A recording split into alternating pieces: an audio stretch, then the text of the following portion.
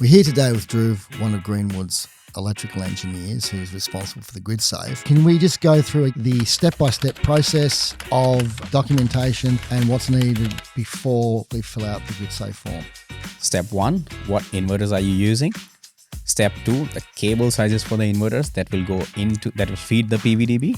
Step 3, the cables going out from the main switch of the PVDB to the distribution board or the switchboards. Step 4, what metering or monitoring equipments that you need to include, which will be placed inside this PVDB.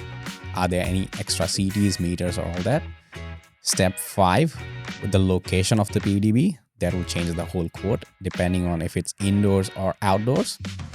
And step 6, who is the DNSP of this site? As much in-depth detail that they have will be helpful for us to provide a quote on the first go.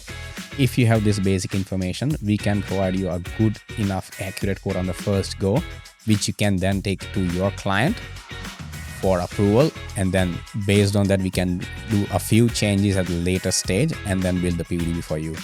Thanks, Dhruv, again. That was great. I think everyone's a lot clearer about what's required from a installer's perspective. Let's grab a fixed quote for a GridSafe PVDB in under 3 minutes. Step 1, type Greenwood Solutions in your browser. There we are. From the home page, head up to the menu. Click Systems and then GridSafe. That's your fast lane to the quoting tool. First field, DNSP. This is the network service provider responsible for the grid at your site. Make sure you choose the right one. I'll pick AusNet for this example. Next, enclosure material. Going indoors, mild steel is fine. Outdoor installs, you've got to pick aluminium unless you love rust sculptures. Array size. Let's type in 250 kilowatt peak. Total inverter capacity, 220 kilowatts. Remember, the board is sized on the AC capacity, not the DC array size. Add-ons time. There's a generator on site, so let's tick generator interlock. We're chasing LGCs too, so tick production monitoring. Now type in your name, email and project name. Remember, this project name sticks with you all the way through. Delivery address, phone, backup email. Choose your relay type, outgoing cable and incoming cable size. Try to be as accurate as possible. Future you won't have to update the paperwork twice.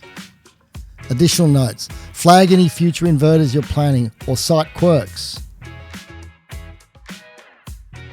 Inverter notes. Model numbers, location, whatever helps engineering. Upload your SLD. No SLD? Pop a note above and upload the inverter datasheet instead. Otherwise, the form won't submit. Tick, I am not a robot unless you actually are. Click, get a fixed quote. That's it. A confirmation email lands in your inbox in the next couple of days. If you want to know what happens next, click the link below.